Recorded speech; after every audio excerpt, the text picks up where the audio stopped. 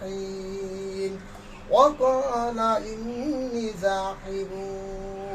إلى ربي سيهدين رب هب لي من الصالحين فبشرناه بغلام حليم فلما بلغ معه السعي قال يا بني إني أرى في المنام أني أذبحك فانظر ماذا ترى قال يا أبت المعتمر ستجدني